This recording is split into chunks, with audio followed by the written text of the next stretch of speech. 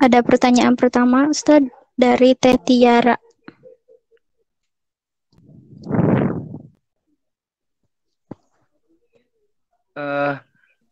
Boleh ya? Silakan. Dibacakan saja, Ustadz. Oh, boleh dibacakan yang mana? Oh iya nih, ini di chat ya. Oke, saya lihat ya. Ada. Oh iya. Oh, terima kasih. Di sini terima kasih ya, Teh Tiara. Apakah benar karya tulis Imam dahulu berlangsung secara otodidak tanpa kaidah atau struktur? Nah, kalau dalam konteks keilmuan Turos, memang yang menetapkan kaidah-kaidah struktur itu kayak ada abstrak. Saya gini nih, saya lihat kan kayak ada abstrak, ada itu kan sebetulnya itu konsep dari kampus-kampus kan sebetulnya. Dan sebetulnya para ulama dulu pun menulis tentang, kita perlu dicatat ya, kayak seperti kitab-kitab fikih, kayak Bukhari, Muslim, itu sebetulnya ilmiah itu. Kita jangan sampai kita terlalu mengagungkan karya dunia barat, tapi kita merendahkan karya ulama-ulama kita. Nah, jangan sampai seperti itu. Sahih Bukhari itu justru sanad di hadis ini ketat loh. Penulisan ilmiah itu, data itu ada sanad, ada matan, penelitian sanad, penelitian matan. Coba ini ya, lihatkan tentang hadis. Saya sudah sedikit menulis nih tentang hadis.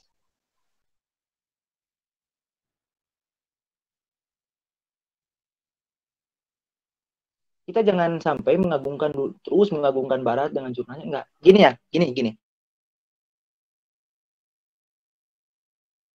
Kalau di barat, kalau di hadis kan kalau kita mengutip itu kan jelas sifat-sifat para perawi itu.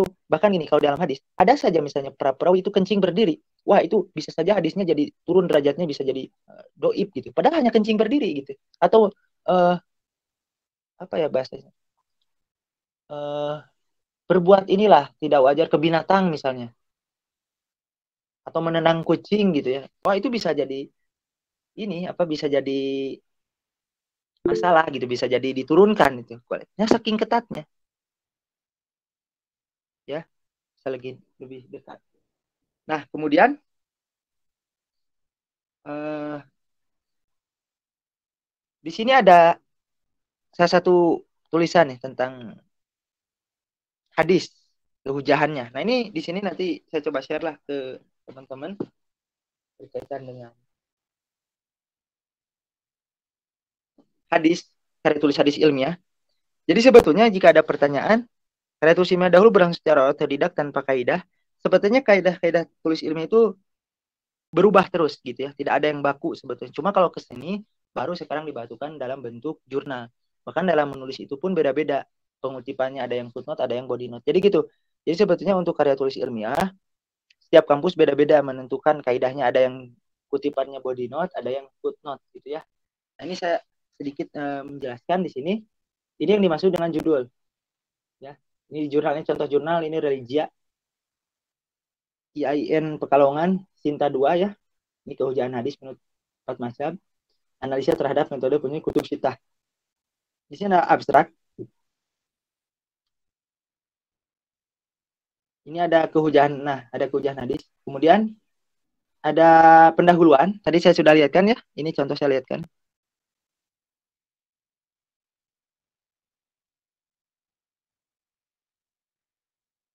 Nah, kalau dulu zaman tahun 70-an, tahun 80 memasukkan hadis atau Al-Quran ke karya tulis, ke skripsi, tesis nggak diakui. Jangan dimasukkan, tidak ilmiah katanya. Nah, sekarang sudah berubah keilmuan. Kalau dulu itu nggak boleh masukkan Al-Quran ke skripsi. Karena itu kan nilai agama, katanya. Jangan bawa-bawa agama ke ilmu pengetahuan. Seperti itu. Nah, kemudian saya lihatkan lagi contoh lagi yang lain.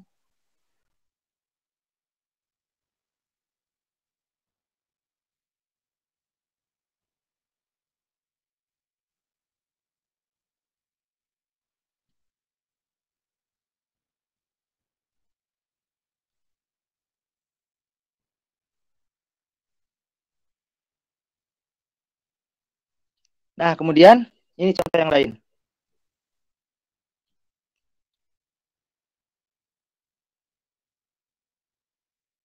Judul biasa sama kayak gini-gini aja, ada abstrak. Ini ya, ini cara tulis karya ilmiah jurnal. Pendahuluan. Kok ini ada satunya? Kok ada yang A? Kok nggak ada yang pakai A atau satu? Nah itu yang namanya kan beda-beda. Kok ini formatnya satu halaman, satu kolom. Kok ada yang dua kolom? Nah itu. Jadi setiap institusi itu menentukan berbeda-beda. Cuma kalau kaidah-kaidahnya, kalau sekarang itu gitu harus ada kutipan, harus ada referensi. Kalau dulu mah kan kayak penulis-penulis kayak gini, kitab yang terkenal Ta'lim Muta'alim tentang metode belajar itu kan nggak ada referensinya. Coba di belakang ada nggak daftar pustaka? Nggak ada. Ini kitab-kitab ulama lain seperti kitab Khulasah Nurul Yakin tentang sejarah, kadang saya lihat nggak ada referensinya. Kemudian kitab-kitab fikih kayak ini ya kan kalau dulu itu kan ada matan, ada syarah kan. Coba lihat di kitab-kitab bahasa Arab yang di belakangnya ada nggak daftar pustaka? Kan nggak ada. Apakah ngutip, nyatut atau gimana? Nah, ini kan nanti perbincangan lagi tuh menarik. Ya gitu maksudnya. Kitab-kitab para ulama itu ilmiah, ada kutipan juga kan hadisnya. Cuma kalau ulama kan kalau dulu langsung saja menurut ini dalam kitab ini nggak dituliskan tahunnya atau menurut ini biasanya dituliskan penyusun kitab masa siapa bisa gitu. Jadi gitu maksudnya. Tetap ilmiah. Para ulama dulu juga ilmiah gitu. Kaidah-kaidah dengan kaidah-kaidah yang diakui pada masanya gitu. Sebetulnya itu ya untuk Tiara mohon nanti kita bisa dikaji langsung. Menulis itu tradisi sarjana. Untuk jurnal sendiri kenapa jurnal ini mempengaruhi kualitas perkuliahan? Karena jurnal itu baru sebetulnya. Tahun berapa ya modal rame-rame jurnal itu? 2000 berapa ya? 15 atau 14 gitu ya. Mulai rame-rame jurnal itu sebelumnya kan biasa saja sebetulnya. Apalagi sekarang Scopus gitu kan.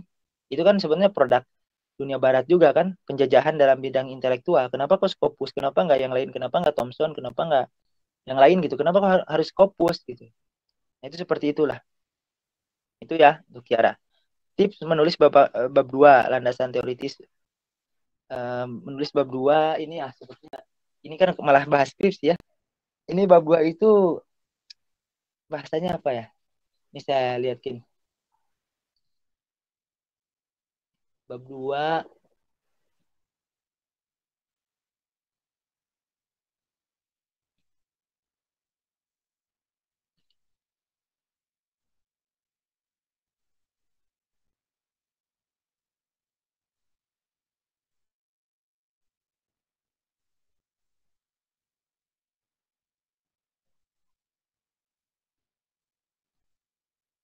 Nah, untuk menulis bab 2 itu sebetulnya yang pertama kita memang harus banyak baca ya. Nah, ini nih tips menulis bab 2 itu.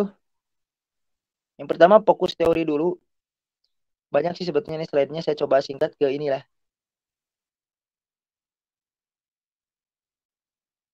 Ke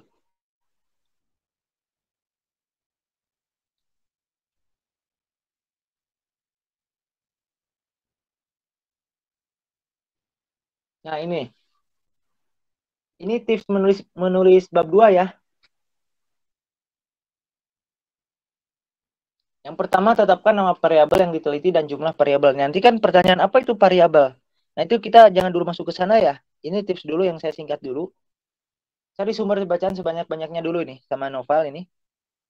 Baca sumber sebanyaknya dari buku, kamus, ensiklopedia, jurnal ilmiah, laporan penelitian sebanyak-banyak. Kemudian lihat data isi setiap buku ya. Ada cara membaca buku secara scanning. Ya. Jadi ada baca buku itu ada strateginya loh. Apakah ketika kita mau memasukkan 100 buku dalam daftar pustaka, apakah kita harus baca semuanya? Nggak ada, nggak mungkin. Waktu kita terbatas. Baca aja daftar isinya, ada baca scanningnya nanti, mana yang sesuai dengan relevan dengan setiap variabel yang ada di judul. Itu masuk ke sana, buka. Kemudian bandingkan antara satu sumber dengan sumber yang lainnya. Pilih definisi sesuai dengan penelitian yang dilakukan. Bandingkan, ya, antara satu penulis dengan penulis lainnya, baru kita simpulkan. Kemudian baca seluruh isi topik buku, lakukan analisa, ini kata kuncinya, renungkan, dan buatlah rumusan dengan bahasa sendiri ya. Ingat, dengan bahasa sendiri. Deskripsikan teori yang telah dibaca dari berbagai sumber ke dalam bentuk tulisan dengan bahasa sendiri. Itu ya, untuk bab 2 itu singkatnya. Kalau untuk rumusannya nanti, bab 2 itu ada khusus sendiri lah. Itu skripsi ya. Itu silakan bimbingan ke dosennya masing-masing. Wallahu a'lam bishawab. Itu paling Nova ingat bahasa bab 2 itu tentang parafrase, bukan copy paste. Izin bertanya, tadi dijelaskan bahwa jurnal tergantung dari reviewnya. Nah, bagaimana sebenarnya kita dengan review yang tidak membolehkan? Nah,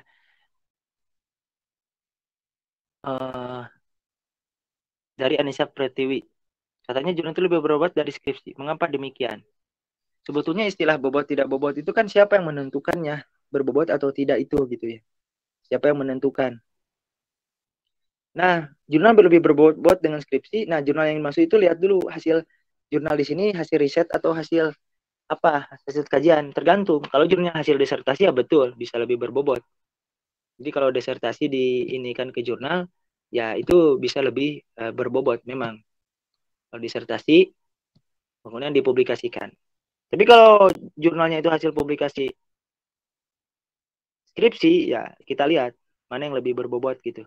Bisa sama, bisa tidak. Tapi intinya, kenapa jurnal bisa dikatakan lebih berbobot? Karena jurnal ini terpublikasikan secara online.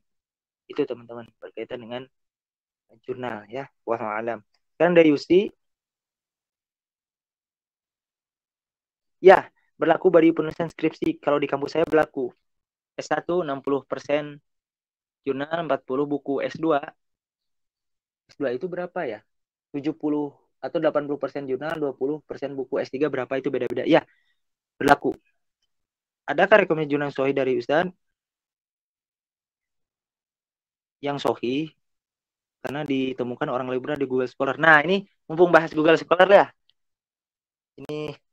Ini Yusi Al-Fatih dari mana nih? Dari kampus mana? Ini kita lihatkan Google Scholar.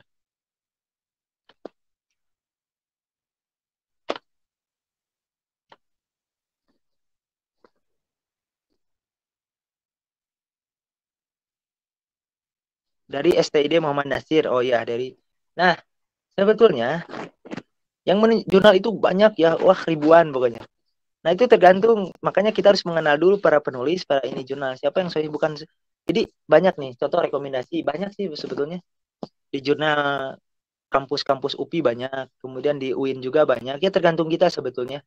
Di Unpad, kemudian di dalam konteks ini ya di Ibnu Khaldun banyak. Nah, ini ada jurnal yang saya kelola. Nah, bisa berkunjung nih sini teman-teman para penulis di di sini. Di jurnal Kajian Peradaban Islam. Ini sudah terindeks internasional. Nah, udah volume ketiga nomor 2, sekarang mau volume keempat. Ini udah terindeks internasional. Udah bahasa Inggris semuanya. Tapi yang sebelumnya ada bahasa Indonesia. Penulisnya lintas kampus.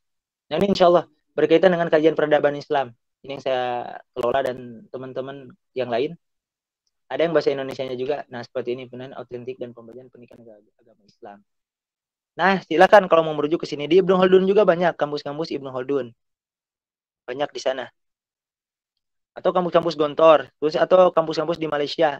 Jadi tergantung sih kita bisa menunduk untuk yang Yusti Al-Fatih ini kita bisa menemukan supaya jurnal-jurnal kita ini berbobot, sahih itu tergantung sebagaimana kita penelusuran jurnal. Makanya harus mengetahui, harus tahu dulu tentang penulis. Nah, kalau kenapa kok di Google Scholar katanya karya orang-orang liberal.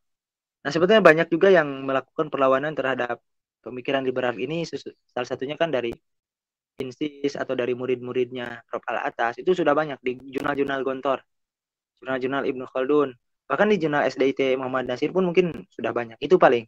Jadi kita harus tahu penulisnya dulu dan dia baca nanti jurnalnya. Nah, apakah kita boleh membaca jurnal karya-karya orang-orang liberal misalnya dalam pandangan di sini? Ya boleh untuk perbandingan saja atau untuk melakukan tanggapan nanti, mengkritisi kita boleh silahkan. Itu ya. Wallahu a'lam bishawab. Bagaimana tulisan kita berkualitas? Sederhananya bagaimana tulisan kita berkualitas yaitu dengan metodologi. Ini ya, kalau dalam tulisan yang pertama metodologinya gimana dulu? Kuat gak datanya? Yang kedua, diksi bahasanya gimana? Yang ketiga, referensinya seperti apa? Kalau mau berkualitas, minimal itu dulu lah, 3 dulu. Metodologi penelitiannya kuat gak data-datanya? Yang kedua nanti diksi bahasanya, kita bisa gak mengemasnya dengan bahasa yang ringan. Yang ketiga itu adalah referensinya. Apakah sumber-sumber primer? Kalau sumber-sumber primer, wah itu berkualitas. Nah itu maksudnya teh. Ya, dari Ustazah Husnul Khatimah. Izin bertanya, tadi dijelaskan bahwa jurnal tergantung dari reviewer. Nah, bagaimana solusi jika kita bertemu dengan reviewer yang tidak membolehkan? Nah, ini ya menarik nih. Kok ada reviewer kasus di ketika kita mau masuk jurnal internasional di Amerika, di Kanada, terindeks Scopus, itu kan bahkan mungkin yang mereviewernya itu nggak paham tentang Al-Quran Sunnah. Kok mereviewer menghukumi tentang yang dia nggak paham, misalnya. Dia nggak boleh memasukkan Quran hadis. Ada beberapa sikap yang bisa dilakukan. Yang pertama, jika mengikuti idealisme, berarti kita ya udah jangan dipublish di jurnal sana. Berarti kita pindah jurnal, itu yang pertama. Yang kedua, kita kekeh nih, masukkan aja jurnal. Nanti di sama kembalikan lagi, masukkan kekeh. Ya ujung-ujungnya ditolak, ya gue apa-apa, pindah jurnal lain. Atau yang ketiga, ya karena ini udah struktur yang baku nih, nyambung ke pertanyaan Tiara, struktur komunikasi yang telah dibakukan zaman penulis, diharuskan struktur yang telah dibuat. Nah, karena kita mungkin tujuannya yang lain, misalnya kita untuk memudahkan, ini mah syarat lah untuk kita bagi kalangan dosen, misalnya ada yang mau naik jabatan fungsional ke guru besar atau ke doktor, ke asisten ke ini ke lektor misalnya. Untuk syarat saja gitu. Untuk administrasi bukan karena idealisme boleh. Jadi itu mah tergantung idealisme kita. Ada yang orang idealisme mah nggak mau. Saya lebih baik terbit di kampus lain atau bahkan nggak apa-apa saya nggak jadi profesor daripada saya harus jadi profesor melakukan meninggalkan idealisme. Ada beda-beda itu mah ya tergantung, silakan kita sendiri. Silakan kita sendiri.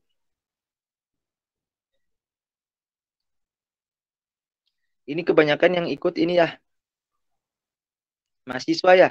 Kasihan nih yang anak-anak aliyah. Nanti kita ada ini khusus lah. Setelah ini yang anak aliyah kita bisa menulis di tulisan lepas ya, kita buat akun. Nah, dari Naufal, outline, membuat outline. Apakah adakah tipsnya juga tuh orang? Ada sebetulnya. Membuat outline di jurnal atau outline buku, outline skripsi itu ada sebetulnya. Nah, outline di skripsi itu silakan tanyakan ke pedoman karya tulis ilmiah kampus masing-masing, itu suka ada bab 1. Ada apa? Pendahuluan. Ada latar belakang. Rumusan masalah, tujuan penelitian, sistematika, kerangka berpikir. Bab 2 apa? Bab 2 itu sesuai, lihat judulnya. Bab 3 metodologi penelitian, itu ya untuk outline. Tipsnya nanti mungkin bisa dibahas di lain waktu kalau ada kesempatan khusus ya. Kesempatan lain. Itu paling novel, itu silakan tanyakan ke kakak kelasnya atau ke siapa gitu. Untuk tipsnya itu beda-beda, banyak ada tipsnya tentang membuat outline. Setiap orang beda-beda membuat outline itu. Nah, Diva, UNS, apakah novel itu sifatnya relatif?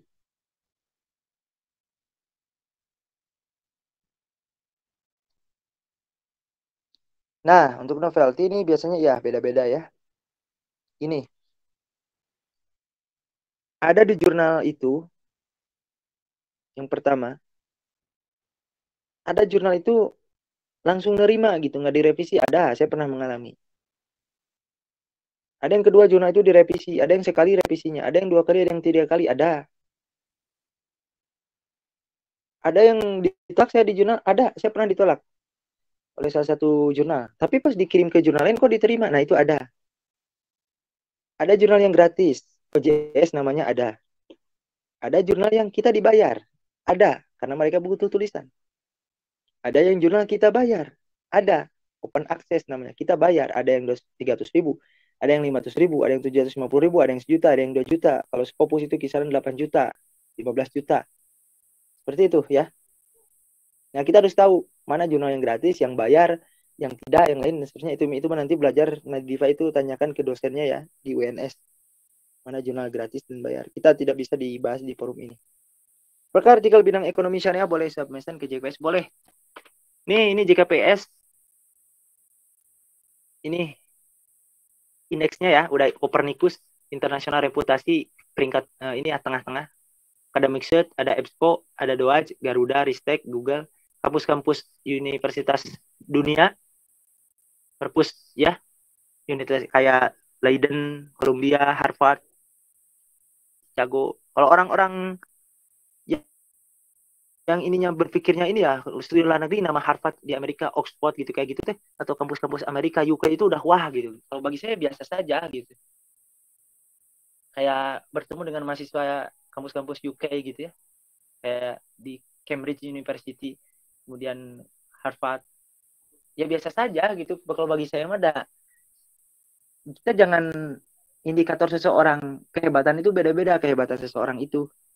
Jadi mungkin orang-orang yang kuliah di Harvard bahasa Inggrisnya hebat, jurnalnya hebat, metodologinya keren. Tapi kalau kita tandingkan dengan bahasa Arab, ya mungkin di sini hebat teman-teman di sinilah yang ngambil jurusan bahasa Arab. Jadi gitu maksud saya tuh, kita jangan minder gitu, jangan minder ketika melihat orang dari kampus lain itu hebat gitu. Ya kita udah punya potensi masing-masing oleh Allah itu teman-teman itu dikasih kehebatan masing-masing. Kayak misalnya contoh, saya ngobrol dengan salah satu mahasiswa dari lulusan masih kuliah di UK waktu waktu simposium internasional PP dunia. Nah, ngobrol itu dengan lintas mahasiswa dari yang kuliah di 55 negara lebih, ngobrol saya dengan berbagai negara itu, ngobrol bagaimana kuliah di negara lain gitu, di Inggris. Bahkan di Inggris itu S2 cuma setahun kalau tidak saya. Kakak kelas saya ada yang S2 di Inggris setahun. Langsung riset, langsung dapat gelar. Udah. Rata-rata di UK S2-nya nggak tahu ya setahun ya kalau masalah. Ya gitu. Ya gitu. Jadi pas ngobrol ya biasa aja. Ada beberapa yang bagus di luar negeri, ada juga di Indonesia yang bagus. Jadi di luar negeri nggak bagus semua gitu. Biasa saja. Itu maksud saya. Jadi teman-teman nggak usah silau ketika melihat lulusan luar negeri. Tapi kalau ada yang mau kuliah S2 ke luar negeri ya bagus, saya dukung. Lanjutkan. Ya, kalau mau ke luar negeri, lanjutkan. Kejar cita-cita. Tadi kan ada tuh di awal. Saya Imam Syafi'i. Yang mau lanjut ke Yaman, ke Mekah, ke Sudan, ke Mesir, ke mana lagi ya. Itu terserah teman-teman lah. Mau ke Malaysia. Sudah dewasa gitu, sudah bisa menentukan. Nah, jadi itu ya, Ustazah Husnul, bisa, bisa. Nah, karena di sini dilihat skop kajiannya. Eh, di sini nih lihat skop kajiannya itu. Nah, mana ya? Nah, ini skop kajian ya. Nah, ini ada social science, ilmu sosial, ada ekonomi, politik, ya, ilmu alam, teknologi, hukum, dan yang lain. Jadi semua keilmuan ada di sini. Mau keperawatan, pokoknya JKPS ini mengakomodasi semua keilmuan tanpa terkecuali. Silahkan mau bahas tentang dunia rukiah pun diterima sama JKPS. Seperti itu ya. Itu contoh. Nah, sudah sekarang kita kembali dulu ke anak-anak aliyah nih, kasihan. Kita artikel ilmiahnya kita ini dulu ya. Pembahasannya kita coba supaya bisa praktek, teman-teman. Di sini teman-teman bisa buat akun ya di Indonesia. Nah,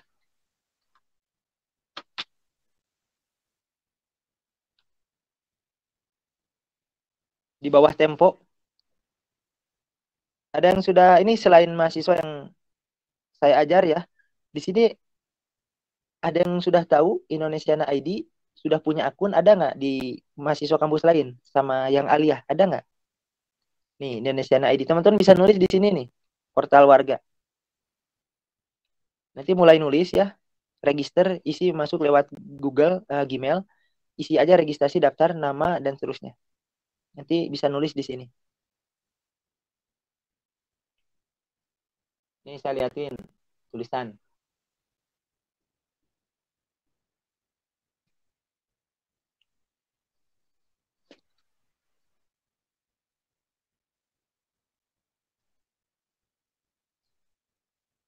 Bahasan apa saja?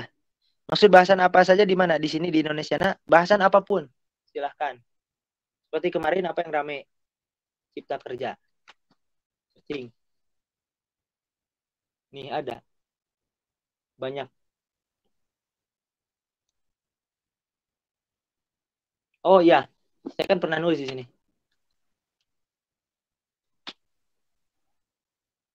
Nah, ini saya pernah nulis nih. Saya mau cek dulu.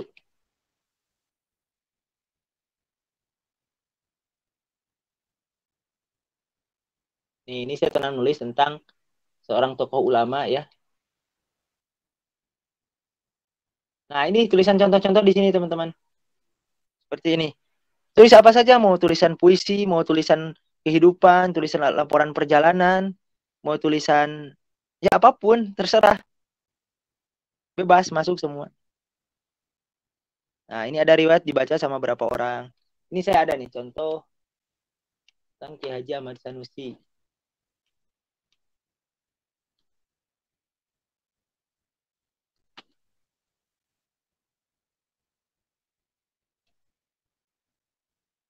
Nah, ini mengenal sosok Ki Haji Ahmad Sanusi, orang-orang Sukabumi mesti berbangga diri.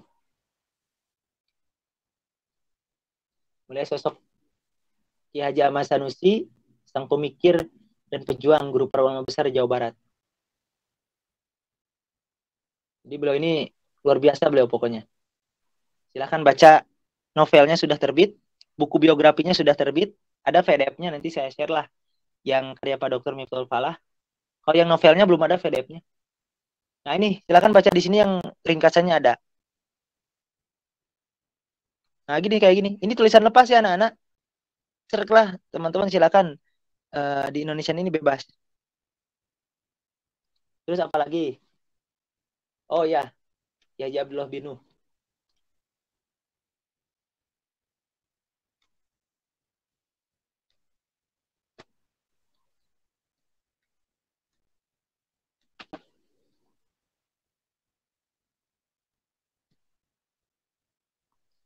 Nah, beliau ini terkenal sebagai Al-Ghazalinya Indonesia. Karena beliau memang sangat menginspirasikan Imam Ghazali.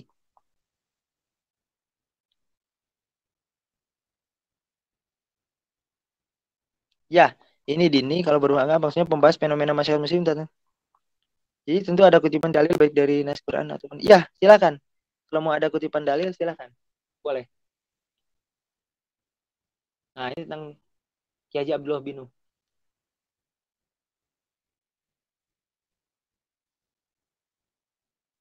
Nah, itu ya. Ini ada dari syair ini.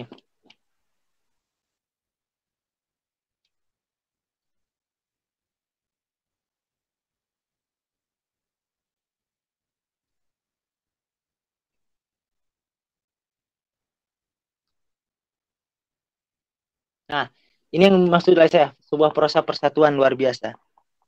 Ki Haji Abdullah bin Nuh. Nah, kayak gini, kadang saya ini tulisan-tulisan bercanda gitu. Kadang saya tulisan laporan perjalanan untuk meninggalkan jejak-jejak saya tulis gitu. Kalau anak milenial kan dengan video di Instagram, tulis laporan jalan-jalan. Para pegiat SRI kan sebetulnya mereka itu ini orang-orang yang senang traveling. Nah, makanya mereka senang jalan-jalan, buat video, ada yang buat tulisan. Nah, lihat di usia yang ke-20 beliau berpikir menulis ini keren banget kata saya teh.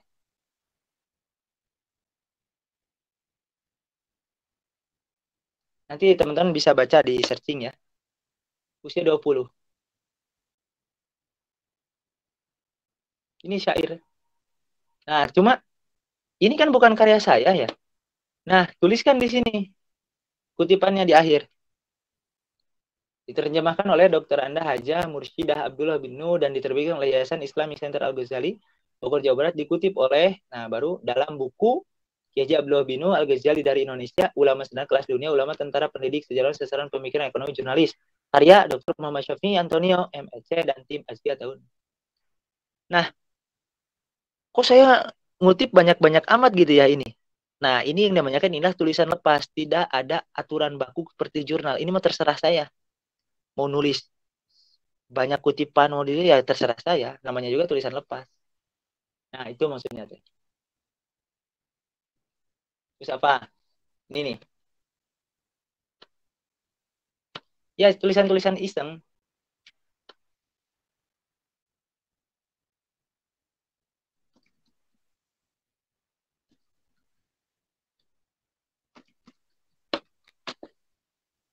Nah ini tulisan iseng juga, bukan tulisan ilmiah. Lihat awalnya. Apa yang ada di pikiranmu ketika mendengar nama Singapura? Apakah kamu akan langsung teringat dengan patung Merlion? Katanya ada yang bilang, jika kamu belum berfoto dengan latar belakang patung Merlion, artinya kamu belum ke Singapura. Atau kamu akan teringat dengan Garden by Dubai, sebuah taman raksasa seluas 100 hektar yang berada di belakang Marina Bay Sands. Jika bukan juga, bagaimana dengan Universal Studios yang terletak di sebuah pulau tempat wisata dengan tema film Hollywood? Nah, ini kan tulisan ini bercanda-bercanda gitu. Tulisan bercanda-bercanda sebetulnya, bukan tulisan uh, ilmiah. Terserah kalian mau tulisan lucu-lucuan atau apa ya, terserah. Setiap orang punya passionnya masing-masing. Kemudian, apapun yang kamu bayangkan dengan negara superpower Asia ini, ternyata di balik semua keinginan itu, untuk menginjakan kaki di negara tersebut memerlukan perjuangan tidak mudah. Bagaimana tidak? Perjuangan ini harus diawali dari Kuala Lumpur, namun saat berada di bandara negeri jiran tersebut, ternyata masih ada sesuatu yang mengganjal dalam hati ini. Yakni teringat dalam pikiran saya akan suatu pemandangan yang luar biasa yang dipertontonkan dari mulai bandara Soekarno-Hatta hingga bandara Kuala Lumpur. Apakah gerangan pemandangan tersebut? Nah, kayak gitu. Itu ya bercanda-bercanda sebetulnya, bukan tulisan ilmiah. Nah, kemudian di sini baru orang-orang yang berpikirkan Islamic worldview, di sana pasti akan masuk di sini. Pemandangan tersebut merupakan bentuk sebuah kecintaan dari seorang hamba kepada Allah dan Rasulnya. Mereka adalah sekelompok dari jamaah dakwah yang akan melakukan rihlah ke negeri jauh. Terlihat dari wajah mereka merupakan wajah yang jauh dari perasaan malu karena aktivitas yang mereka lakukan. Pakaian yang mereka gunakan jauh dari kemewahan, pakaian sederhana dengan gamis kebanggaan. Beberapa ada yang memakai ikat kepala dari sorban atau biasa disebut imamah bagi sebagian orang yang menyebutnya. Tidak lupa ada juga yang membawa siwak di tangan mereka sebagai alat untuk pembersihan gigi dan mulut mereka. Mereka tinggalkan anak dan istri yang ada di negerinya. Mereka korbankan waktu keceriaan bersama keluarga karena untuk menjalankan sebuah tugas meneruskan kerjanya para nabi. Terkadang tidak sering mereka harus menerima cacian, makian, hinaan, fitnah karena aktivitas yang mereka lakukan. Namun cacian, makian, hinaan, fitnah tersebut mungkin sudah menjadi kebanggaan bagi mereka dan hinaan tersebut mereka balas dengan senyuman. Masya Allah, sungguh pemandangan ini menyejukkan mata dan hati. Yang biasanya di bandara selalu dipertontonkan pemandangan akan kemewahan dunia, setidaknya dengan kehadiran mereka sedikit mengingatkan akan kehidupan akhirat. Nah itu ya contoh. Itu nulis lepas, terserah kalian mau nulis dimasukkan kisah apa, kisah hujan, kisah apa, itu mah suka-suka terserah kalian. Kalau tulisan lepas, tiap orang punya, kayak Terelie gitu ya, dan seterusnya. Robi, Ustadz pernah ke Singapura? Ya, nggak tahu lah. Itu baca aja tulisannya gitu ya. Itu baca aja tulisannya. Sultan, untuk tulisannya harus di Word dulu kak. Ya, di Word dulu, baru nanti copy paste ke Indonesia. Nah. Gampang dah, pokoknya buat dulu register. Bayangin, Sultan nulis ya. Gini contohnya, kalau mau tujuannya mau viral, mau dibaca atau gimana? Contoh lah. Kalau sekarang enak-enaknya viral. Contoh, saya setuju dengan Undang-Undang Cipta Kerja, melawan arus nih misalnya. Itu bisa viral tuh. Ya siap-siap aja dibully sama netizen. Seperti itu kan? Siap-siap aja dibully sama netizen. Itu seperti itu ya. Itu harus siap. Adakah jika kita menulis lepas, lalu melakukan riset di berbagai dan tulisan yang kemudian dibuat menjadi satu nasi tanpa menyuarakan di berbagai dari itu yang kemudian dibuat. Nah,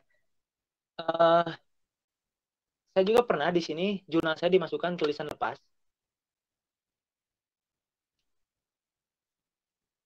Pendidikan Al-Syaibani.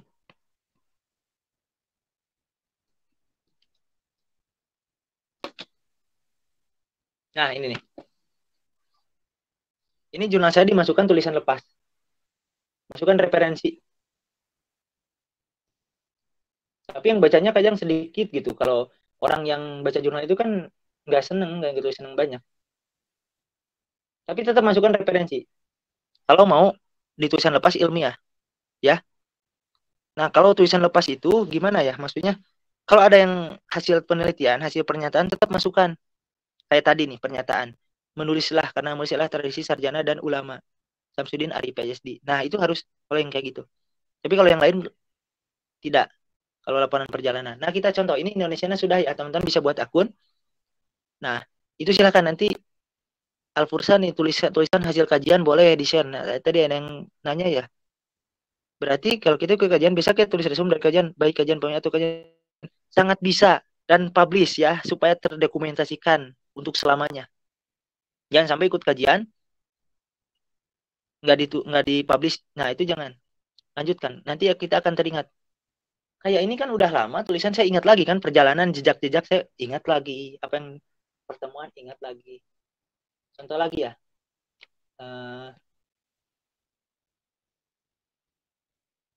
Yogyakarta misalnya.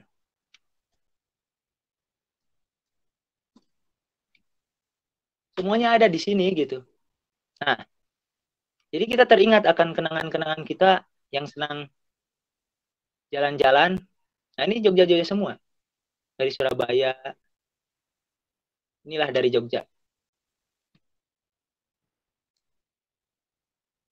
Nah, teman-teman yang pernah ke Jogja, daripada hilang memori, tuliskan. Daripada hilang. Nah, ini tulisan lepas. Nggak ada apa. Yogyakarta merupakan salah satu kota bersejarah di Indonesia. Di dalamnya tersimpan berbagai peristiwa besar yang mesti terus digali dan dipelajari. Titik. Yogyakarta mungkin tidak asing bagi kalangan aktivis pergerakan, karena Yogyakarta merupakan salah satu kota pergerakan di Indonesia selain Jakarta dan Bandung. Maka penting sekali bagi kalangan aktivis pergerakan saat ini untuk belajar pergerakan ke Yogyakarta. Pada hari Ahad, nah ini biasa banget tulisan anak-anak gitu, bukan tulisan yang bagus-bagus sebetulnya. Saya ini lagi belajar nulis, sama juga dengan teman-teman. Ya tulisan anak-anak SMA. Pada hari Ahad, 18 November 2018. Jadi salah satu hari yang bersejarah bagi hidup saya, karena pada hari tersebut diberikan kesempatan untuk menelusuri dan mempelajari kota Yogyakarta. Titik keberangkatan saya ke Jogja salah satunya dalam rangka menghadiri International Conference on Islamic Guidance and Counseling di UIN Sunan Kalijaga, Yogyakarta. Namun sangat rugi kiranya jika keberangkatan saya ke Yogyakarta tanpa disertai dengan meneliti berbagai tempat sejarah di kota tersebut. Saya berangkat pada hari Sabtu, 17 November 2018, tepatnya pukul 15.45 sampai detail tuh. Dengan menggunakan kereta api dari stasiun Kiara Condong. Tapi saya nggak disebutkan ya harga tiket dan sebagainya. Tapi ada juga dalam kaidah penulisan apa namanya perjalanan, ada beberapa kaidah juga dituliskan harga tiket masuk, harga tiket ini, makan di mana. Tapi saya nggak, itu beda-beda harga ini nama kereta apinya tergantung itu. Itu kan memberikan informasi. Ada salah satu website nyikreh.com itu bagus tuh. Yang anak-anak milenial itu yang sering jalan-jalan di sana ada. Cuma mereka konsennya ke gunung, ke pantai. Kalau saya enggak, saya ke tempat sejarah. Setiap orang punya passion masing-masing. Kalau student di Indonesia itu ke sejarah kajiannya itu. Maka tempat-tempatnya kita ke tempat-tempat sejarah, wisata sejarah. Nah, stasiun Condong, Bandung, dan tiba di stasiun Tugu pada hari Ahad pukul 1. Ini kan tulisan biasa sebetulnya. Ya, tulisan lepas, bukan tulisan bagus. Ya, saya posting aja. Waktu perjalanan yang panjang saya manfaatkan dengan membaca buku karya guru saya sendiri, yakni Dr. Kiai Haji Abdul Salam dengan judul Pembelajaran dalam Islam, Konsep Taklim dalam Al-Quran. Buku tersebut merupakan pemberian langsung dari penulisnya, namun baru saat ini berkesempatan untuk membacanya. Nah, dan seterusnya lah. Nah, baru di sini masuk ciri khas kalau saya nulis itu masuk di sini ke sejarahnya. Saat berada di stasiun Tugu, saya teringat kisah di balik pemindahan ibu kota Republik Indonesia dari Jakarta ke Jogja. Operasi pemindahan ibu kota berjalan secara rahasia dan menggunakan kereta api pada 3 Januari 1946 tengah malam. Jalur yang dilalui Soekarno beserta rombongan yakni dari Pegangsaan Timur, Manggarai, Jatinegara, Bekasi, dan seterusnya. Nah, ini kan ada referensinya, tapi kenapa saya tidak ditulis? Mungkin ini pertanyaan yang tadi ya, yang nanya tentang informasi. Kenapa saya tidak ditulis? Karena ini sudah jadi rahasia umum. Referensi ini udah banyak. Jadi nggak apa-apa. Tapi tetap dengan kata-kata sendiri. Saat tiba di stasiun Tugu, ya, dan seterusnya lah, ada. Ya, gini. Saya nggak pakai kutipan di sini.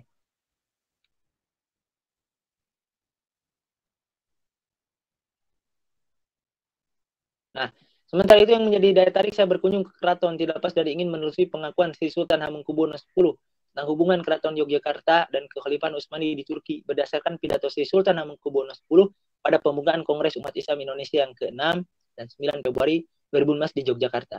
Pada 1479, Sultan Turki mengukuhkan Raden Patah. Nah, ini baru pakai referensi karena ini berdasarkan pidato ini apa Sri Sultan Hamengkubuwono X. Tapi referensinya nggak kayak jurnal, masukin halaman. Enggak, ini mah kayak gini. Terus ini dikutip. Ada kaidahnya pakai titik 2, karena ini langsung.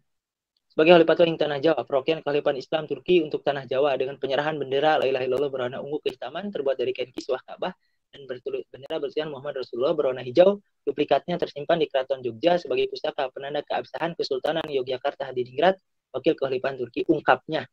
Nah itu ya, seperti itu kalau tulisan lepas. Referensinya tidak mesti dituliskan referensi kutip enggak, kayak gini. Setelah dari keraton, saya melanjutkan perjalanan ke makam pahlawan Islam yang utama, guru bangsa, raja tanpa mahkota, yakni Haji Umar Said Cokroaminoto. Beliau merupakan seorang pemimpin organisasi syarikat Islam, tokoh yang lebih dikenal dengan HSC Cokroaminoto. Ini lahir di Tegal Sari, Ponorogo, Jawa Timur pada 16 Agustus 82 dan dia wafat 17 Desember 34 di Jogja. Ini kan nggak pakai kutipan, karena sudah jadi rahasia umum, ya. Terus, nah ini waktu itu. Setelah itu saya melanjutkan ziarah ke makam Kiai Haji Ahmad Dahlan selaku pendiri Muhammadiyah. Karena tidak lengkap rasanya jika berkunjung ke Jogja jika tidak berziarah ke Kiai Haji Ahmad Dahlan. Ziarah saya kepada para tokoh Muhammadiyah menjadi momen yang tidak akan terlupakan karena bertepatan dengan momentum Milad Muhammadiyah ke-106, 18 November 2000. Kebetulan waktu itu 18 November pas waktu Milad Muhammadiyah ke-106. Selain makam Kiai Ahmad Dahlan, di sana dimakamkan juga pendiri Himpunan Mahasiswa Islam, yakni Profesor Dr. Lapran Pane yang saat ini telah mendapatkan gelar sebagai pahlawan nasional. Nah itu ya, ini kayak gini, kisah-kisah kayak gini teman-teman, hidup teman-teman itu akan jadi sejarah untuk anak cucu, ya. Seandainya kita belum mengetahui nih leluhur kita, penting dalam Islam mengetahui nasab, itu penting. Teman-teman telusuri panca kaki leluhur teman-teman itu siapa. Itu penting. Bukan untuk sombong-sombongan, seandainya di sini ada keturunan sultan, keturunan mujahid, keturunan syuhada, keturunan ulama besar, bukan. Tapi untuk apa? Untuk meneruskan perjuangan dan untuk menumbuhkan rasa malu. Itu sebetulnya. Jika kita keturunannya sultan, kita yang berjuang, kita malu loh. Kalau kita mau melakukan berkhianat kepada perjuangan, kita melakukan transaksi jabatan yang merugikan rakyat, misalnya kalau kita keturunan ulama, kita malu kalau mau melakukan kemaksiatan. Nah itu tujuannya, bukan untuk berbangga-bangga bahwa kita ini keturunan A, keturunan B, enggak, bukan. Bahkan Kironi Sodewo sering bilang, beliau adalah ketua Paguyuban Terah Pangeran Diponegoro. Dalam forumnya, sebetulnya saya ini, kata Kironi, sebetulnya saya ini lebih baik jadi orang biasa. Berat bagi saya menjadi keturunan Diponegoro, katanya. Karena beban ini perjuangannya. Jadi bukan berbangga-bangga dalam Islam. Itu ya.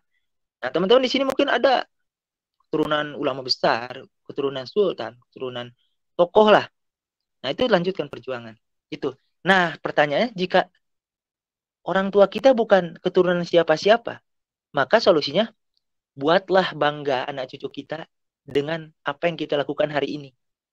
Jadi kita tinggalkan jejak yang membanggakan untuk keturunan kita, anak cucu kita di masa depan. Mereka akan bangga bahwa kakek buyut saya itu adalah pejuang.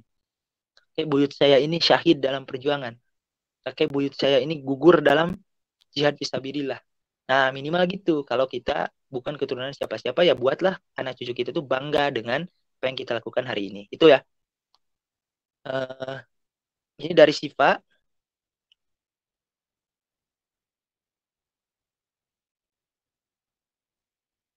Ini lucu nih pertanyaan dari Siva ini. Saya sering kali membaca ulang kalimat yang saya ubah malah jadi beda makna. Nah, caranya tadi baca buku, tutup, ketikan. Udah, baca bukunya satu paragraf, tutup, ketikan. Jangan sampai rubah. Tapi kalau mau rubah makna, nggak apa-apa lah. Lebih baik rubah makna sedikit gitu daripada sama persis. Itu ya untuk Siva. Apapun yang dapat membantu masuk PTN, tidak. Kalau PTN itu yang dilihatnya itu ini kan mekanisme di Indonesia itu adalah nilai, ada SNPTN raport, ada SBMPTN tes negara. Kalau jurnal itu nanti bermanfaatnya waktu teman-teman S1. Silakan. Kalau yang mau S2 ya, kalau yang mau kampus-kampus luar negeri yang Eropa itu kan IELTS minimal 7,5 kuasai, atau TOEFL-nya ya 550 lah aman. Tapi yang mau bahasa Arab, ada kan TOEFL bahasa Arab tuh. Kalau yang mau kampus Arab, kampus Mesir, harus sama berapa nilainya. Nah itu kuasai bahasa. Minimal yang harus kita kuasai itu kan bahasa Arab, bahasa Inggris, bahasa daerah, bahasa ibu, bahasa Sunda, bahasa Jawa, bahasa Aceh, nggak boleh hilang juga. Sama bahasa Indonesia. 4 bahasa cukup. Kalau yang lain mah kan orang-orang hebat mah 7 bahasa, 10 bahasa, 17 bahasa. Seperti itu ya. Itu untuk SIPA ya. Ada pembatasan jumlah kata dalam penulisan di Indonesia. Indonesia ada berapa ribu karakter ya. Tapi kalau biasa nulis yang bagus itu biasanya 3 halaman di Word atau 5 halaman maksimal. Atau mau pokoknya 1 sampai 3 rata-rata. Kalau saya 1 sampai 3 karena saya melihat tulisan-tulisan di media mainstream para tokoh itu biasanya yang di koran-koran itu kan sederhana, nggak usah banyak. Tulisan lepas itu banyak-banyak 3 halaman. Berarti kemauan dan percaya diri yang menjadi pendorong utama menjadi penulis, bukannya seperti ini. Ya, kemauan dan percaya diri itu. Yang pertama percaya diri dulu lah, nulis. Kalau harus nunggu sempurna, nggak akan terbit-terbit. Di dunia ini nggak ada yang manusia yang sempurna, teman-teman. Ya, ya kecuali kalau yang maksum gitu ya, seperti para nabi, Nabi Muhammad SAW kan sempurna beliau. Nah, bagi kita manusia biasa, kesempurnaan itu nggak ada, sebenarnya ada kekurangan tetap. Maka lanjut aja, sok coba nulis, nanti juga ada bisa diedit. Di sini bisa diedit loh. Jadi kalau udah publish ada yang salah ya edit. Kemudian menumbuhkan percaya diri, memulihkan. Gimana ya? Setiap orang punya indikator masing-masing untuk menumbuhkan percaya diri. Beda-beda. Kalau saya itu orangnya tidak mau ribet dengan ini eh, orang lain gitu. Mau bilang apa ya biasa saja kalau bagi saya. Karena nggak akan ngaruh gitu kan. Tapi kan ada orang yang suka baper, dibilang, kamu tulisannya jelek, don, ada kan. Nah, kalau bagi saya biasa saja. Anggap aja itu untuk memacu lah kita untuk lebih baik. Nah itu jadi setiap orang untuk percaya diri beda-beda. Kalau saya mah langsung aja publish. Atau gini aja, anggap saja yang lain pun sama-sama belajar menulis gitu ya. Kita pun namanya juga belajar. Ini pertanyaan masih banyak nih. Benefit.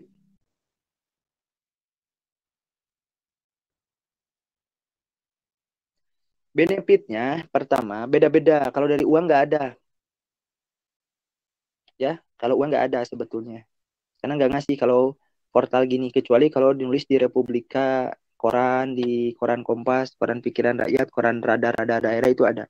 Kalau ini nggak ada. Cuma yang saya alami, yang pertama biasanya teman-teman nanti namanya bisa dikenal. Terus bisa buat portofolio, buat CV juga. Terus bisa juga dihubungi. Saya pernah nulis di kumparan.com, saya dihubungi oleh mahasiswa universitas di satu universitas di Jawa, daerah Jawa, untuk menjadi narasumber skripsi mereka. Nah itu bisa gitu, bisa ada yang menghubungi nanti. Atau saya pernah di republika.co.id saya nulis, saya diundang acara konferensi pemuda Muslim internasional membahas pembebasan Al-Aqsa dan Palestina di Bandar Lampung. Bertemu itu, bertemu dengan tokoh-tokoh pemuda seluruh Indonesia. Nah itu biasanya kayak hal-hal yang kayak gitu. Tapi itu kan skenario Allah sebetulnya.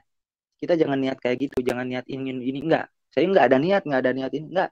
Itu mah murni, sudah menjadi ketetapan dan kehendak yang maha kuasa itu. Segala yang saya lakukan itu udah murni, udah ditetapkan gitu. Udah teman-teman kayak gini harus ridho gitu dan terus kayak gitu. Nulis itu nanti biar Allah yang mengurus gitu. Kita ditemukan dengan siapa, itu benefitnya ya. Kalau untuk pembahasan Indonesia. Nah, bagaimana kita tahu kalau ini termasuk rahasia umum? Bagaimana kita tahu? Biasanya tergantung banyak baca kita. Banyak baca kita, kita akan tahu ini udah rahasia umum. Tergantung seberapa banyak kita membaca. Dan memang baca-baca itu sulit sekarang, itu jarang gitu ya teman-teman. Membaca itu lebih, sekarang itu milenial itu lebih senang di YouTube mendengarkan dan yang lainnya gitu ya, lebih ke mendengar. Kalau baca itu, maka teman-teman di sini syukur kalau senang baca, syukur. Lebih baik senang baca daripada stalking di media gitu ya. Malam-malam lebih baik baca. Ada waktu kan sejam itu berapa ratus halaman yang mau dibaca. Sehari itu berapa puluh, minimal sehari bolehlah 50 atau 100 halaman.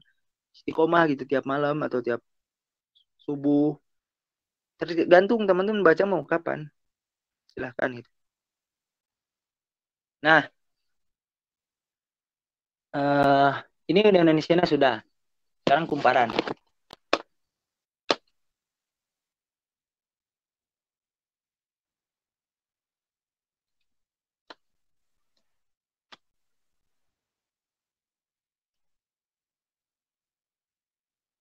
Ini saya nulis tentang di kumparan nulis tuh.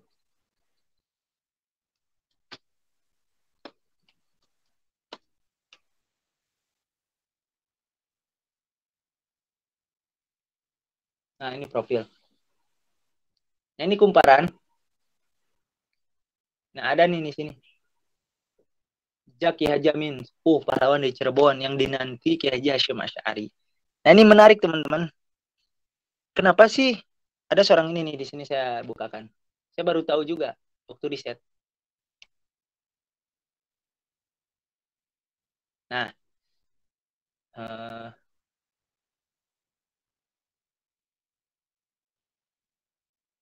nah ini nih. Dalam sebuah majelis Ki Haji Abdul Mujib Ridwan, almarhum yang merupakan tokoh NU, pernah menyampaikan sebuah pertanyaan. Kenapa perlawanan rakyat Surabaya itu terjadi 10 November 45? Kenapa tidak sehari atau 2 hari sebelumnya, padahal pada saat itu tentara dan rakyat sudah siap?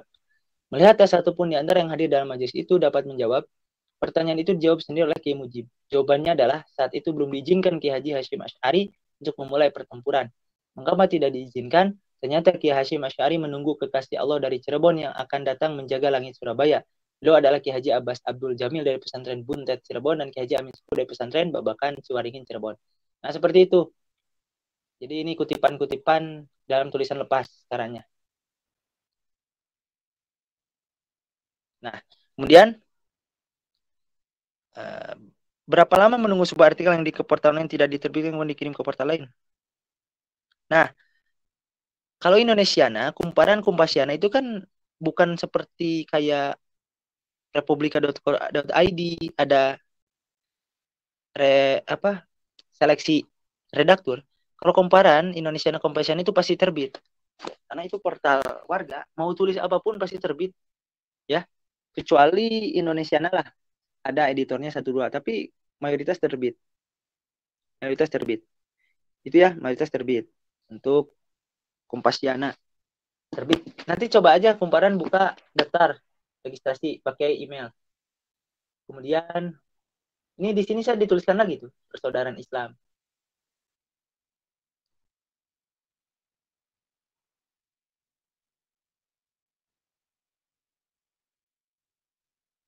Kemudian kayak seminar-seminar gini saya tuliskan. Ini kan salah satu bagian dari sejarah hidup.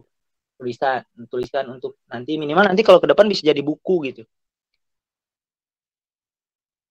Minimal ke depan bisa jadi buku. Nah, nanti ada yang komentar kan, komunikasi kayak gitu. Ini tulisan-tulisan nih. Ya tulisannya sebenarnya bukan tulisan berbobot, tulisan biasa saja. Kayak gini, dari santri.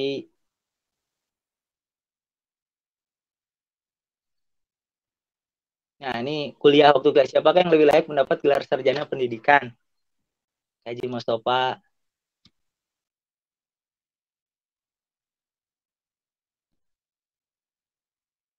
Ini yang wisuda nih. Nah, itu momen-momen penting teman-teman tuliskan dalam hidup teman-teman. Kalau di perempuan kan di diary ya, di tulisan.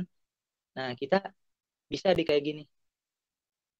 Nah, ini waktu itu saya wisuda kan. Nah, pokoknya mau yang bersedia bagi para wisuda, tak terjadi bagi hidup saya. Ini sederhana sebetulnya. Perasaan gembira, haru, dan sedih meron diri ini. Mungkin apa yang saya rasakan sama juga dirasakan wisuda lainnya. 4 tahun. Jangan menjalankan proses perguruan di hukum UPI, terbayar sudah pada momen tersebut. Orang tua, sanak keluarga, dan para sahabat ikut merasakan kebahagiaan. Ucapan selamat silih berganti berdatangan dari teman-teman seperjuangan. Proses wisuda merupakan momen yang sakral dan sudah menjadi tradisi kalangan masyarakat. Yang merasakan kebahagiaan bukan saja para wisudawan, tapi sanak keluarga pun ikut merasakan hal yang sama. Dan seterusnya. Ini tulisan-tulisan biasa saja gitu. Entah mengapa ketika himne UPI dan Mars UPI dilantunkan, mata ini tak terasa mulai meneteskan air. Mata teringat 4 tahun yang lalu ketika mengaku UPI dari Butiwas melantunkan himne UPI dan Mars UPI di gedung yang sama tetapi sekarang dilantunkan dalam suasana yang berbeda.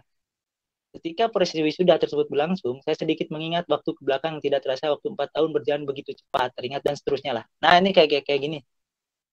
Boleh. Jadi anak-anak buat akun ya. Silakan bisa langsung dipraktekkan, nulis di sini. Teman-teman Al-Fursan Institute hasil kajiannya yang banyak tuliskan sama notulen, publish di sini. Terus nih, Kayak Zana, Kayak Isa. Ki Soleh, Ki Abdul Halim, Ki Abdullah Binu, saya tuliskan lagi di sini. Ki Ahmad Sanusi, Ki Hoer, dan seterusnya. Nih, bahkan catatan mudik pun ya yang ya kisah perjalanan mudik gitu. Tuliskan di sini sama teman-teman. Ini fotonya. Ini di atas Gunung Galunggung kalau nggak salah.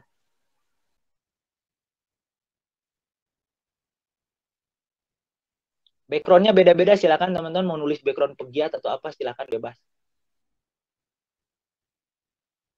Nah, ada suasana yang berbeda dalam menyambut Hari Raya Idul Fitri 1439.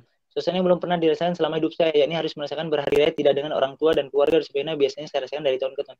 Pada tahun ini saya penuhi panggilan guru dan alma mater, karena bagi seorang santri tidak ada alasan lain untuk segera memenuhi dan melaksanakan seruan ketika guru dan alma mater memanggilnya. Saya penuhi panggilan dan melaksanakan perintah tersebut semata-mata mengharap ridho guru dan kesempurnaan dalam beralma mater. Saat saya menjadi santri di PPM Mitul Khair, kemudian diberikan amanah di salah satu jabatan pengurus, timbul ucapan dan perintah dari salah seorang guru kami kepada saya supaya membantu persiapan saat Idul Fitri di pondok, terutama bagi para pengurus khususnya rois ataupun wakil rois memasuki mesti merasakan minimal satu kali berhari raya di pondok. Nah, dan seterusnya itu kayak gini, nggak bukan tulisan yang ini gitu, tulisan lepas. Contohnya, apa lagi ya? Temanya bebas kan, raih kesuksesan hakiki pasca bulan Ramadan. Ramadan membantu membangun perjuangan dan persatuan. Pesan persatuan dari Konferensi Pemuda Muslim Internasional yang tadi saya ceritakan, yang diundang ke Lampung tuh. Tuliskan saya di sini.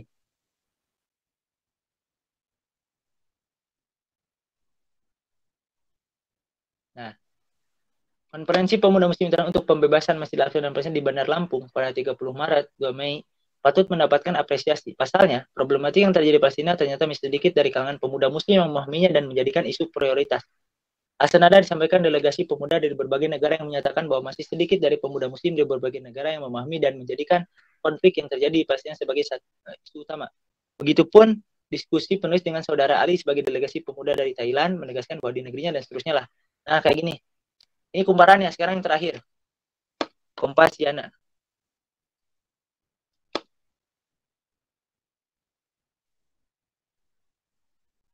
Saya jawab dulu pertanyaan.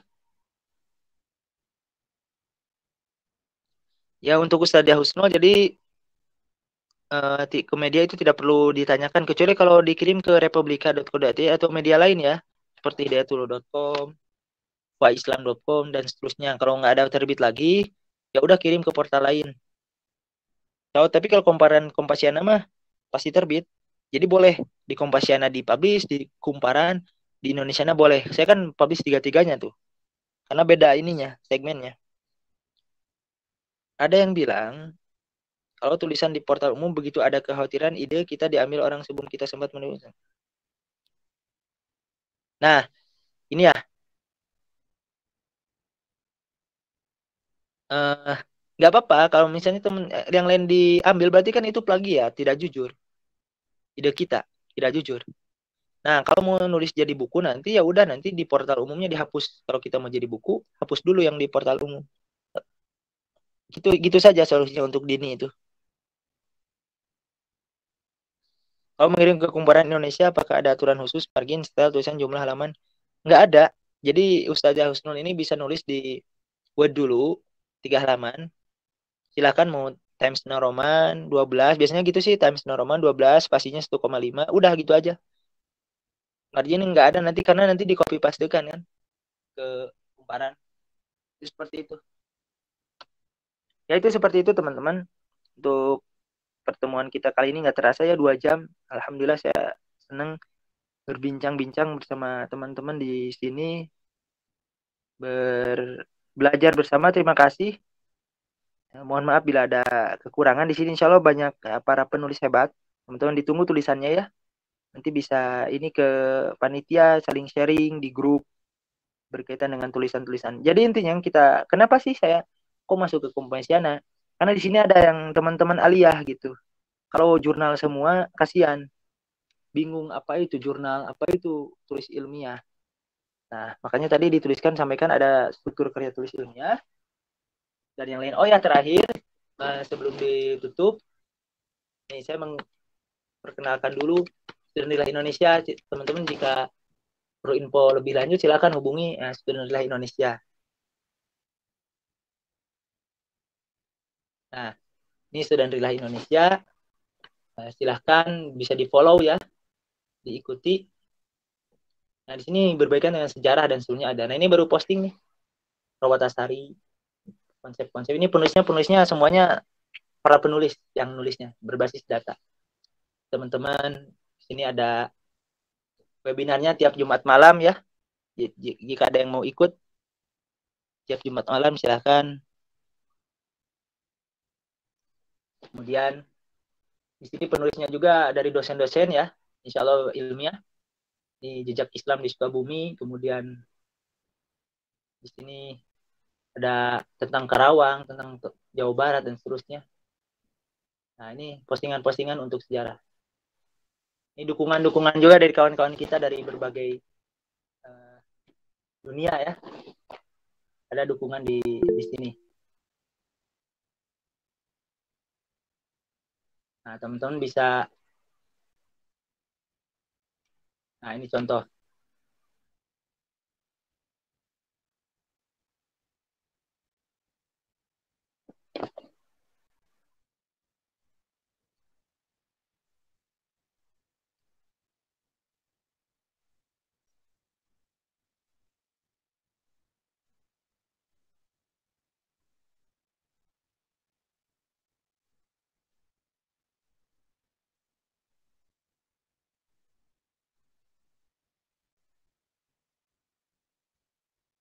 Nah, itu contoh dukungan dari beberapa kawan kita. Kita juga kolaborasi dengan sejarah-sejarah dari berbagai daerah ya. Seperti ini dengan teman-teman kita di Banjarmasin, dengan dosen UIN Banjarmasin dan pemuda-pemuda di PHC Banjarmasin ya, Borneo Historical Community. Dan sebelum-sebelumnya juga kita membahas nih webinarnya tiap Jumat malam. Silahkan follow saja ya. Nih dari saudara kita dari Turki, si bocah ajaib. Luar biasa beliau.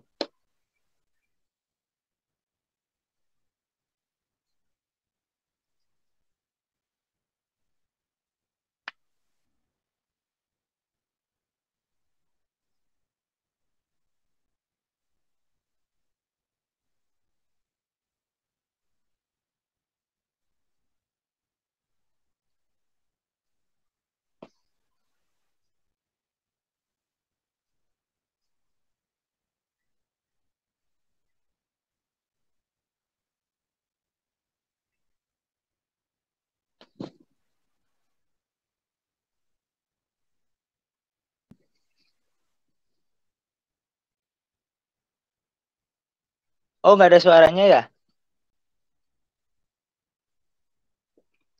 Oh, itu contoh ya. Kirain ada suaranya. Saya coba ya. Coba ya. Coba ya. Oh ya, nantilah.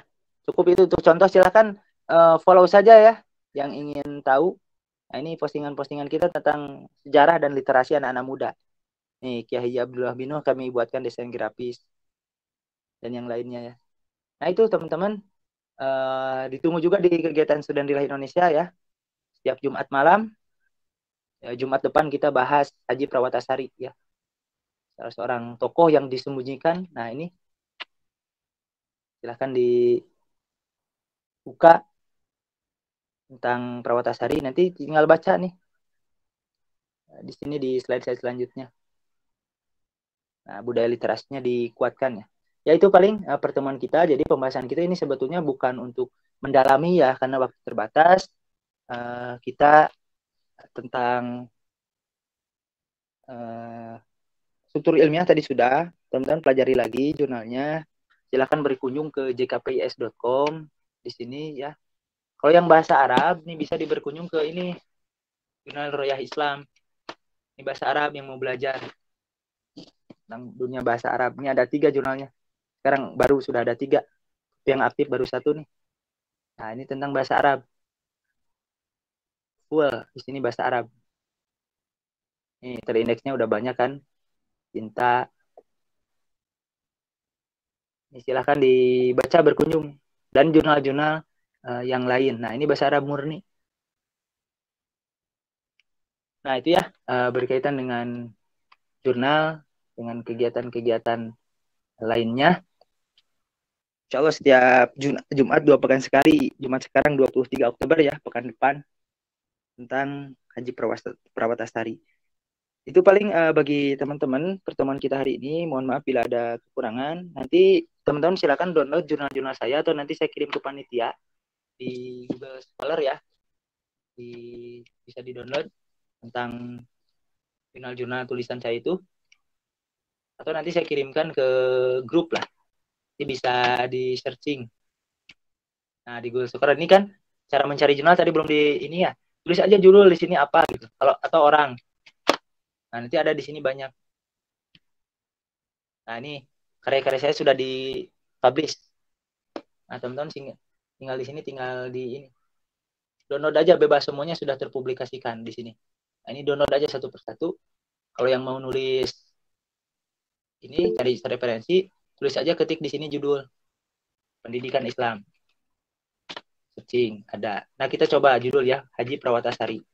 Sedikit. Nggak ada. Nah, baru 1, 2, udah. Cuma 2 saja. Yang lain mah itu cuma bukan. Hanya ini, referensi. Cuma 2. Tapi kalau Ki Bagus Rangin, ini udah mending banyak. Nah, Ki Bagus Rangin ini banyak. Apalagi di Ponorogo. Nah, ini maksud saya teh, mencari referensi. Nah, itu paling teman-teman pertemuan kita malam ini udah luar biasa ya, udah 2 jam. Teman-teman kuat, terima kasih. Nggak ngantuk, mudah-mudahan yang ngantuk pun mudah-mudahan digantilah pahalanya bagi yang ngantuk. Itu paling panitia yang dapat saya sampaikan. Mohon maaf bila ada kekurangan ya. Mohon dimaafkan bagi teman-teman Al-Fursan. Semangat terus mengadakan kegiatannya, lanjut. Nanti mudah-mudahan bisa kita kolaborasi ya. Insya Allah beberapa waktu dekat ini saya bersama teman-teman di Sudanrillah mau nampak tilas ke Cianjur sehingga ke ujung genteng Jawa bagian barat ya, sampai ujung bagian selatan. Mudah-mudahan nanti bisa kolaborasi lah di Cianjur dan seterusnya. Dan terakhir, sebetulnya saya kaget juga di flyer ya, ditulis Ustadz, apalagi sama moderator disebut Al-Ustadz. Aduh, ngeri banget. Sebetulnya saya masih santri, masih sama seumuran dengan kalian, masih anak-anak milenial. Bahkan mungkin saya ini belajar nyantrinya belum selesai bahkan, dan mungkin tidak akan dimungkinkan, maka tetap jadi santri selamanya, bukan jadi ustadz gitu. Jadi kalau ustadz itu biasanya dalam tradisi pesantren itu dimukimkan baru jadi ustadz. Nah, kalau saya itu masih santri, masih mahasiswa bahkan. Itu paling ya, jadi panggil saja akang lah gitu. Ini anak-anak, ustadz, berat banget. Itu paling teman-teman yang dapat saya sampaikan. Terima kasih, mohon maaf bila ada kekurangannya. Saya kembalikan kepada moderator. Wassalamualaikum warahmatullahi wabarakatuh. Baiklah, jazakallah khair kepada pemateri yang telah menyampaikan materinya yang luar biasa. Dan jazakumullah kepada para peserta yang telah mengikuti kajian kali ini. Dan sampai jumpa di pertemuan selanjutnya.